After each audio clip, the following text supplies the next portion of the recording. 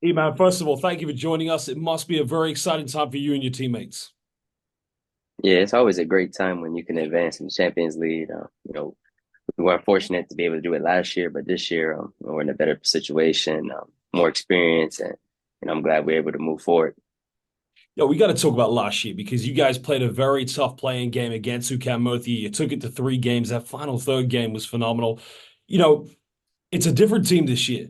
You've stayed on, of course. There are a couple of players who have come on, to new players, but talk about the growing pains, the learning experience from last season's players to now what you took into this three-game series against Briogan.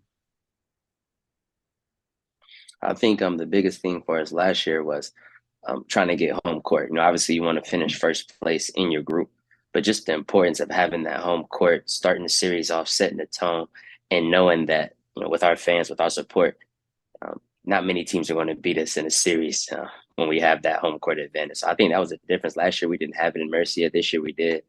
Bringing the core of the guys back. We were able to kind of acclimate the new guys and let them know, what the Champions League is all about, how important each game is, and just that mindset that you have to have. So I think that's where you saw the growth. That's when you see the maturity, and that's how you've seen us able to close out the series. Yeah, talk about some of the new players you've had in on this team. I mean, you've got some exciting players have really come in, but we got to talk about the big fella first. I mean, Big Man V. He is just right now looking like one of the most unstoppable forces in the BCL. Yeah, Brandon Carey's an animal, man. He's so skilled. He has soft hands. He can touch. He can finish around the rim. Post up, I don't think there's anyone who can guard him one on one. I played with a lot of good bigs. I've been fortunate to play with Jonathan Motley, Devin Booker, Jordan Mickey, Raymar Morgan, a lot of really good fives. And to me, he's the most talented. He has it all, and he's starting to put it together. He's only 22 years old. He has the athleticism, he has the potential to do everything. He just has to put it together on a daily basis and continue to grow and understand the European game. But his talents is immense, and I think he's just scratched the surface of what he can be and what he can continue to do. If we continue to win and we play at the level that I think we are capable of, I mean, he seems like a no-brainer to be the MVP of Champions League. I want to talk about your fan base, because it's a very passionate fan base. It's one of the most passionate fan bases in European basketball. They seem like they absolutely love you every time you're on the floor, all of your teammates for that matter. It's almost like you're part of a family. You're part of something bigger than basketball. It's almost like a way of life. But, what can you say about the Karşıyaka fans? Well, they're passionate. They know the game. A lot of times when you go to a basketball game, some people come just to spectate, but the Karşıyaka fans are there to lift you up, to give you a push, and they're gonna be on the refs. They're gonna let them know when they make a mistake. When somebody makes a travel or a double or somebody makes a bad play. They are aware of it. So just their IQ, knowing what's going on in the game, but the passion, desire that they show for us, even when you're off the court, say you're out to eat or at the mall, just the passion, the respect, and the love that they show us is something that's unmeasured. And I think you see that, in our desire. We always want to play hard. We're always going to do the best we can.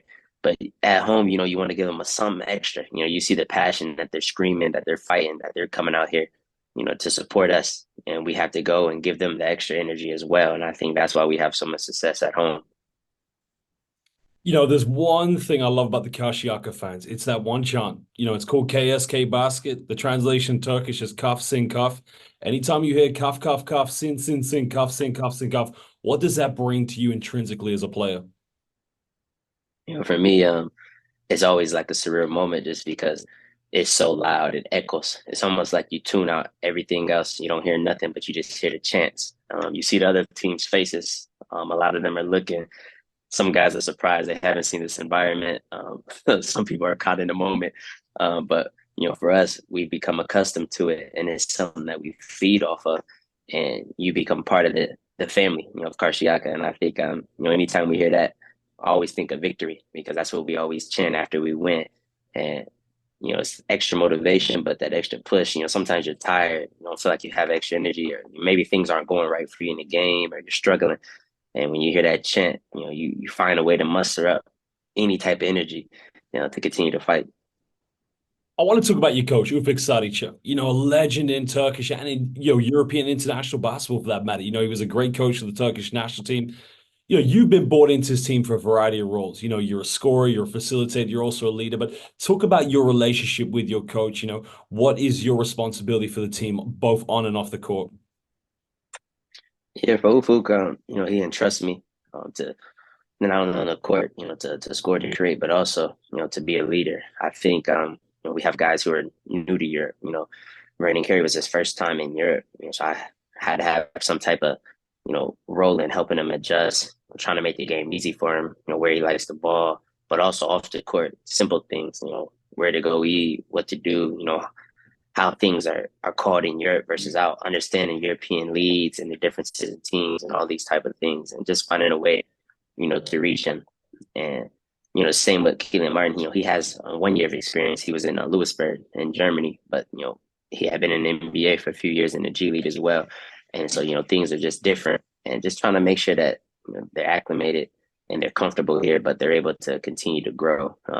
And this year, since we had the core returning Vito Brown, Jalen Brown, it makes it easier because they know what to expect. They know what's going on. They've been able to take on the leadership role as well and kind of help those guys adjust. And I think that's where we hit the ground running. It's different when last year everybody was kind of new. You're coming in, you're bringing in all new foreigners, majority of new Turkish players. So you're trying to find your footing. Whereas this year, the roles is kind of built in as far as what coaches expect of you, your job, you know what you're supposed to do. And it makes it so much easier to have success on the court, but also, you know, the direction the other guys who are new need to go. Because coach is playing, how he thinks, how he moves. And I think that's why you see the leap. And I think you're going to continue to see us grow as these new guys get more comfortable, with their role and what's expected of them. Let's talk about the BCL play. The round of 16. You guys, Group K, this is possibly going to be maybe the most exciting group because there's just too many great teams.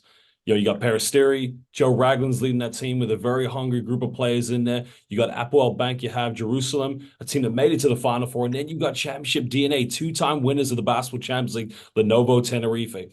What does Pınar Karşıyaka have to do both defensively and offensively to make sure they get to the quarterfinals? Yeah, this is the toughest group. I think I've looked at the team just based on the names, the success, um, not only in Champions League but also domestically. These are really strong teams. I think Jerusalem is a team that's fast. They're up tempo. They have a lot of scoring options. Levi Rando, Kadeem Carrington. I've took the time to kind of look at the teams and see what we're up against. And they returned their core from a team that made it to the finals and lost the bond. So that tells you they're battle tested. That tells you that they've been there. They're hungry. They got close, and they're going to want to get there and kind of change the results. So we got to come in ready, focused, be able to match them. Probably for them, you're going to have to control transition offense for them because they're fast, they're athletic, they're quick. And you're going to have to really be able to guard your own yard. A lot of good one-on-one players, a lot of guys who can really score. And you don't really have the luxury of having too much help because there's so many good scoring options. So for them, I think it's important that everybody guards the man, slow transition opportunities, and we are able to match their scoring. I think we have that potential. We just have to continue to grow. As for Tenerife, they're a team that has great ball movement, excellent pick and roll player, and Hortus. They have experience. They have a guy who's 40, 38, 34. Seems like everybody's over 30 years old, but they're playing at a high level. And next typical Spanish teams, the ball just moves side to side, left and right. Sherman Didi is a really good scorer inside. I think to have success against Tenerife, you're going to have to slow down him on the inside with his scoring, his versatility in the post. And then you're going to have to some way contain Hertis in the pick and roll because he's a really good player. And he's been there and done that at a high level. And then for Pedesteri, I think Joe Ragland is the engine for them. He's the guy that controls everything. He's not only can score 20, 25 points, but he also can get 10 to 12 assists. With him, he makes the game easier for everybody. He allows guys to get spot up shots, the bigs to get alley oops, dunks. I was able to watch a little bit of their game as well. And I think with him, you just have to slow him down. It's not easy. It's not easy at all. That's a tall task. You're talking about one of the better point guards in the Champions League. But if you can kind of limit his ability to get everybody else involved, make them have to score their own buckets, I think that makes the game different. It's a lot easier when you just have catch and shoot or just catch and dunk opportunities rather than when you have to create your own buckets. So, with Joe Ragland, maybe you don't stop him, but maybe you stop him from feeding everybody else. And maybe he gets 20 points, but, this is something that's tough to stop. We will try to do, we will see, but, this group is a group of death. That's what I've seen on the internet. And I think we have our hands full, but it's important that we start off strong and early. We have a home game against Tenerife. If we can, handle that, I think we kind of put pressure on all the other teams. And Jerusalem's a strong team, but them not being able to have home court, will affect them, but also it affects us because we won't be able to play home court either, with the neutral site game. So, it's going to be very tricky and going to be a weird game with no fans. So we'll see how that goes. I'm telling you right now, listen, I'll be commentating these games now for the last 8 seasons, and sometimes I got to find the balance between being a commentator and a fan because it's just so much fun watching all of the teams play. Errick, all the best to you, and thank you so much for joining me here on the Peach Basket Hoops podcast.